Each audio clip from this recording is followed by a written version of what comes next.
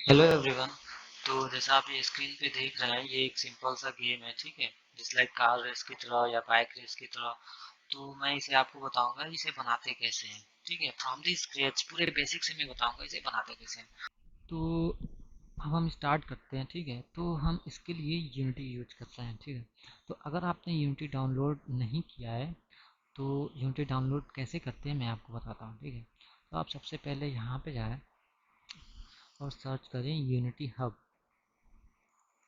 आप unity hub से भी डाउनलोड कर सकते हैं और डायरेक्ट भी डाउनलोड कर सकते हैं यूनिटी को, लेकिन मैं ये रिकमेंड करूँगा कि आप यूनिटी हब से इसे डाउनलोड करें, ठीक है। मैं यहाँ पे गया, यूनिटी हब सर्च किया तो ये ऑप्शन आया। मैं पहले इस पर क्लिक किया।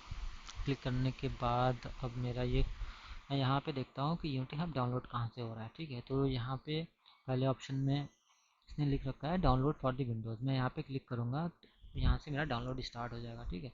लेकिन मैं ऑलरेडी डाउनलोड कर चुका हूँ, ठीक है। तो फिर मैं ये डाउनलोड नहीं करता हूँ, ठीक है। अब मेरे पास यूनिटी हब ऑलरेडी है, मैं यूनिटी हब ओपन करता हूँ। मैं आपको यहाँ बताता हूँ कि यूनिटी एडिटर्स कैसे इंस्टॉल करें यहाँ पे, ठीक है। तो आप यहाँ पे जाएँ, इंस्टॉल पे क्लिक करें। क्लिक करने के बाद आप इंस्टॉल एडिटर पे क्लिक करें। इंस्टॉल एडिटर पे क्लिक करने के बाद आर्काइव पे क्लिक करें। आर्काइव पे क्लिक करने के बाद आप यहाँ से डाउनलोड आर्काइव पे क्लिक करें। तो ये हमारा उस वेबसाइट पे ओपन कर देगा जहाँ से आप यूनिटी के कई सारे वर्जन्स डाउनलोड कर सकते हैं, ठीक है। तो मैं यहाँ पे जाता हूँ और जो मेरे सिस्टम के लिए सुटेबल है मैं वो यूनिटी वर्जन इंस्टॉल करूँगा। तो फिलहाल मैंने अपने सिस्टम में इंस्टॉल किया है 2021.3.29, ठीक है। लेकिन मैं आपको बताता हूँ कि आप अपने अकॉर्डिंग यूनिटी वर्जन इंस्टॉल कर लें, या जो देखें कि जो जो लॉन्ग टर्म सपोर्ट वर्जन जो स्टेबल है तो वो इंस्टॉल कर लें, ठीक है। तो मैंने इंस्टॉल किया है 2021.3.29। आप ये इंस्टॉल कर लें। मैं आपको बताता हूँ कि इंस्टॉल कैसे करेंगे। या आप यहाँ पे जाएंगे और यूनिटी हब पे क्लिक करेंगे। तो यहाँ पे क्लिक करेंगे तो यहाँ पे एक पॉपअप आएगा कि आप यूनिटी हब से इसे ओपन करें, तो आप उसे क्लिक कर दीजिएगा, ठीक है। क्लिक करने के बाद अब ये हमारा जो इंस्टॉलेशन प्रोसेस है वो यूनिटी हब के थ्रू ही इंस्टॉल होगा। तो ठीक है, अब मैं यहाँ अपने अकॉर्डिंग सेलेक्ट कर सकता हूँ। अगर मुझे प्लेटफॉर्म चाहिए, मुझे एंड्रॉयड के लिए बनाना है बिल्ड, ठीक है, तो मैं यहाँ पे एंड्रॉयड चेक कर सकता हूँ। मुझे आईओएस के लिए बिल्ड बनाना है, मैं यहाँ पे आईओएस चेक कर सकता हूँ, ठीक है। तो जो मुझे चाहिए, मुझे वेब के लिए बिल्ड सपोर्ट चाहिए, मैं यहाँ से वेब इंस्टॉल कर सकता हूँ, ठीक है। इसके बाद से मैं यहाँ पे कंटिन्यू कर दूंगा तो यूनिटी हब। उसके बाद से मैं यहाँ पे जो है एग्री, जाहिर बात है टर्म्स एंड कंडीशन एग्री करना पड़ेगा। मैं यहाँ से इसे चेक करके इंस्टॉल कर दूंगा। जैसे मैं इंस्टॉल पे क्लिक करूँगा तो यूनिटी हब हमारा ऑटोमेटिक इंस्टॉल करेगा उस यूनिटी एडर को जो आपने सेलेक्ट किया है। तो मैंने ऑलरेडी इंस्टॉल कर रखा है यूनिटी 2021.3.29 ठीक है। अब मैं बात करता हूँ, चलिए आइए प्रोजेक्ट कैसे बनाते हैं। तो नया प्रोजेक्ट क्रिएट करने के लिए आप यूनिटी हब पे जाएंगे और न्यू प्रोजेक्ट पे क्लिक करेंगे, ठीक है। अब यहाँ से आपको चूज़ करना है कि क्या आप 2D इन्वायरमेंट में काम करना चाहते हैं 3D इन्वायरमेंट में। तो मैं फ़िलहाल जो गेम बनाऊंगा वो 3D में बनाऊंगा, तो मैं 3D पे सिलेक्ट करूँगा।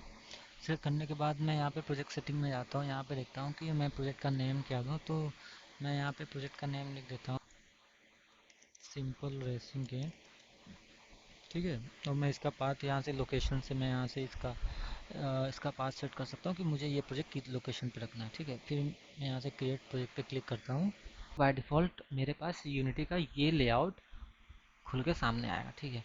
तो अब यहाँ पे मैं देखता हूँ कि बेसिकली मेरे पास ये 5 या 6 पैनल ओपन रहेंगे बाय डिफ़ॉल्ट, ठीक है। ये हायरार्की है, ये सीन पैनल है, ये गेम व्यू पैनल है, ये इंस्पेक्टर है, ये प्रोजेक्ट है, ठीक है। तो बेसिकली जो हायरार्की होता है, हायरार्की में क्या होता है कि जो हमारा गेम ऑब्जेक्ट है वो ऑर्गेनाइज्ड वे में रहता है, ठीक है। तो अब हम डायरेक्टली स्टार्ट करते हैं, आपको धीरे धीरे समझ में आ जाएगा कि कौन सा पैनल्स में क्या हो रहा है, ठीक है। तो फर्स्ट ऑफ ऑल सबसे पहले मैं क्या करता हूँ, राइट क्लिक करके 3D ऑब्जेक्ट एक मैं क्यूब बनाता हूँ ग्राउंड के लिए, ठीक है। और मैं इसका नाम देता हूँ ग्राउंड, ठीक है। और मैं इसको डबल क्लिक करके जूम कर सकता हूँ, या तो मैं एफ बटन प्रेस करके मैं इसे जूम कर सकता हूँ, ठीक है। ठीक है, चलिए। अब मैं इसका मैं स्केल दे देता हूँ, ठीक है। मैं इसको रीसेट कर देता हूँ। रीसेट करने के बाद मैं जूम करता हूँ, ठीक है। जूम करके देख देता हूँ मेरा मेन कैमरा कहाँ है। मेन कैमरे को भी मैं रीसेट कर देता हूँ, ठीक है। चलिए, मैं इस ग्राउंड को स्केल करता हूँ। मैं इसका एक्स दे देता हूँ 15, ठीक है। और मैं इसका जो जेड है ये 50 दे देता हूँ, ठीक है। अब मैं अपने अकॉर्डिंग मैं इसे एडजस्ट करता हूँ, ठीक है। तो मैं क्या करता हूँ कि जो हमारा कैमरा है, इस कैमरे के पास में इसका एज लेके चलाता हूँ, या मैं कैमरा को ही पीछे कर देता हूँ। नहीं, मैं कैमरा को पीछे नहीं करता हूँ, मैं इसको ही यहाँ पे लेके आता हूँ, ठीक है। तो आप देख सकते हैं कि मैं यहाँ पे मैं इसे सीन व्यू में कैसे इस गेम ऑब्जेक्ट को विजुलाइज करके मैं मतलब मैं इसे आसानी से सेट कर सकता हूँ, ठीक है। समझ रहे हैं। तो हम सीन व्यू में चाहे तो यहाँ पे मैं अल्ट प्रेस करके और माउस बटन क्लिक करके मैं इसे रोटेट कराऊंगा ऐसे, ठीक है। तो ये रोटेट हो जाएगा, ठीक है।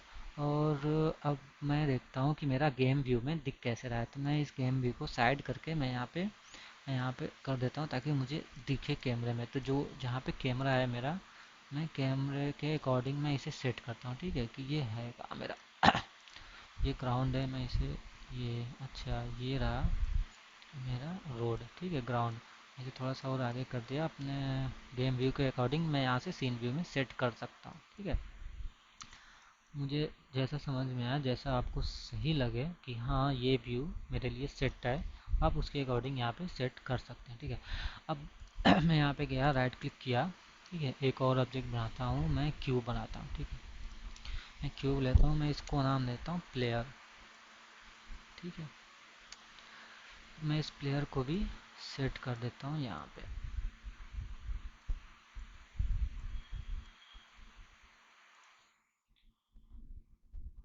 ठीक है। मैं कैमरे को थोड़ा सा ऊपर कर देता हूँ और इसको थोड़ा सा आगे कर देता हूँ, प्लेयर को भी थोड़ा आगे कर देता हूँ, ठीक है।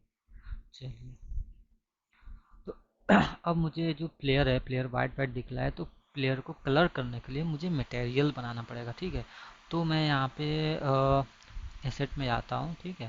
प्रोजेक्ट विंडो में जाता हूँ, एसेट्स के अंदर जाता हूँ, मैं यहाँ पे राइट क्लिक करके आप एक ऑर्गेनाइज वे में बना सकते हैं, फोल्डर के अंदर जाके मटेरियल बना सकते हैं, लेकिन मैं आपको यहाँ पे बना दे रहा हूँ, ठीक है। यहाँ पे राइट क्लिक करके क्रिएट में जाएं और मटेरियल क्रिएट करें, ठीक है। तो मटेरियल का नाम मैं रेड दे देता हूँ, ठीक है। रेड 1 दे दे रहा हूँ, ठीक है। और इस मटेरियल की प्रॉपर्टी मुझे इंस्पेक्टर में दिखेगा। तो अब मैं इस मटेरियल को कलर दूंगा, ठीक है। मैं यहाँ से इस मटेरियल को कलर कलर पे गया, यहाँ पे मैं सिलेक्ट किया, मैं रेड कलर सिलेक्ट कर लेता हूँ, ओके कर देता हूँ। अब मुझे कलर सेट करने के लिए मुझे बहुत इजी वे में मैं यूनिटी प्रोवाइड करता है, आप बहुत इजी तरीके से इस मटेरियल को सिलेक्ट करें और ड्रैग करके उस ऑब्जेक्ट पे छोड़ दें। तो ये हमारा ऑब्जेक्ट का कलर सेट हो गया उस ऑब्जेक्ट पे, प्लेयर पे मुझे मटेरियल सेट हो गया, रेड मटेरियल, ठीक है। अब देखिए, अब मैं यहाँ से मैं सेव करके मैं प्ले करूँ तो फिजिकल इंस्ट्रक्शन के लिए यूनिटी फिजिक्स इंजन प्रोवाइड करता है। उस फिजिक्स इंजन को यूज करने के लिए मुझे जितने भी गेम ऑब्जेक्ट हैं उस पर मुझे फिजिक्स यूज करना ही पड़ेगा, ठीक है। तो मैं यहाँ पे जाता हूँ, प्लेयर पे गया, मैं ऐड कंपोनेंट में जाता हूँ और फिजिक्स में जाता हूँ और मैं यहाँ से रिजिड बॉडी यूज करूँगा, ठीक है। तो रिजिड बॉडी के भी कुछ अलग अलग अपना अपना प्रॉपर्टीज़ होता है, मैं इसे बाद में डिटेल्स में समझेंगे, अभी बस इतना समझेंगे कि मुझे फिजिकल इंस्ट्रक्शन के लिए रिजिड बॉडी चाहिए, ठीक है। जो ये कंपोनेंट है फिजिक्स, जो कंपोनेंट है वो क्या करता है कि हमारे गेम ऑब्जेक्ट को बिहेवियर प्रोवाइड करता है, ठीक है।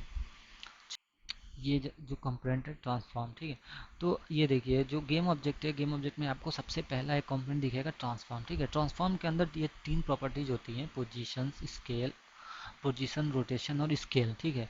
तो अगर हम यहाँ से सीन व्यू में इसका पोजीशन हम बदलें, ये देखिए, ये ग्रेविटी की वजह से, ठीक है, ये ग्रेविटी की वजह से ये बार बार इंटरेक्ट हो जा रहा है, ये बार बार बिहेवियर शो कर रहा है। तो मैं इसे फ़िलहाल के लिए अनचेक कर देता हूँ। अब देखिए, अब मैं इसका पोजीशन में चेंज कर रहा हूँ, तो इसका पोजीशन जो है मुझे दिख रहा है गेम व्यू में, ठीक है, अपडेट हो रहा है, डायरेक्टली अपडेट हो रहा है, ठीक है। चलिए, तो एक बात और ये समझ लीजिए कि अगर मैं सीन व्यू में रन टाइम पे मैं अगर कुछ चेंजेस करता हूँ तो वो चेंजेस रन टाइम पे ही रिफ्लेक्ट होगा, ना कि मैं इसे अगर पॉज कर दूं तो वो चेंजेस फिर रिफ्लेक्ट नहीं होगा, वो चेंजेस सिर्फ रन टाइम पे ही मुझे दिखेगा। अगर मुझे वो चेंजेस चाहिए, मैं इसे प्ले किया, ठीक है, और मैं चाहता हूँ कि ये ऑब्जेक्ट यहाँ पे रहे रन टाइम पे, तो मैं यहाँ पे गया, इसका कंपोनेंट मैं कॉपी करूँगा और फिर मैं पॉज करूँगा। पॉज करने के बाद मैं उस गेम ऑब्जेक्ट पे जाऊँगा, वहाँ पे जाऊँगा, उसको पेस्ट कर दूँगा उस कंपोनेंट को। जैसे ही मैंने पेस्ट किया, ये देखिए जो हमारा रन टाइम पे जो व्यू दिख रहा था वो मुझे यहाँ दिखने लगा। ठीक है, अब मैं आपको एक चीज़ और दिखाता हूँ कि जो यहाँ पे एक कंपोनेंट यूज हो रहा है, क्यूब मेश फिल्टर।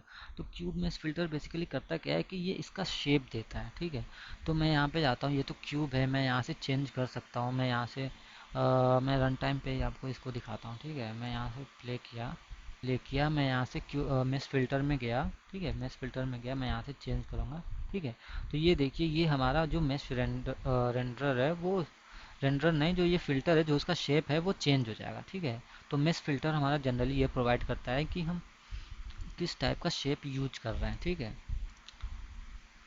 तो फ़िलहाल के लिए मैं क्यूब ही सिलेक्ट करता हूँ, मुझे क्यूब ही यूज करना है। ठीक है, चलिए मैं यहाँ पे फिजिकल इंटरेक्शंस के कुछ मेन पॉइंट बताना चाहता हूँ कि अगर मुझे गेम ऑब्जेक्ट पे फिजिकल इंटरेक्शन चाहिए तो मुझे क्या क्या कंपोनेंट इस पे लगाना पड़ेगा। ठीक है, ये दो कंपोनेंट बहुत इंपॉर्टेंट होता है गेम ऑब्जेक्ट को बिहेवियर देने के लिए। एक तो कोलाइडर होना चाहिए और एक रिजिड बॉडी होना चाहिए। ठीक है, जैसे कि प्लेयर पे, इस पे हमारा कोलाइडर तो लगा है बट रिजिड बॉडी नहीं लगा है, तो इसलिए ये कोई बिहेवियर शो नहीं कर रहा है। ठीक है, तो बस ये एक कॉन्सेप्ट है कि अगर मुझे किसी गेम ऑब्जेक्ट को फिजिकल इंटरेक्शन देने के लिए मुझे ये दो पॉइंट इंपॉर्टेंट, दो पॉइंट याद रखने याद रखना बहुत ज़रूरी है कि एक तो रिजिड बॉडी होना चाहिए और साथ ही साथ कोलाइडर होना चाहिए। तो मैं जो हमारा एक प्लेयर गेम ऑब्जेक्ट है उस पर भी मैं फिजिक्स दे देता हूँ, रिजिड बॉडी दे देता हूँ। ठीक है, तो ये भी हमारा as a physical interaction show कर रहा है। तो गाइज आज के लिए बस इतना ही। तो ये वीडियो अगर आपको पसंद आए तो प्लीज़ लाइक करें, सब्सक्राइब करें। इसका अगला पार्ट नेक्स्ट वीडियो में बनाते हैं। ठीक है, तो नेक्स्ट वीडियो में मिलते हैं। Okay guys, bye bye, thank you so much.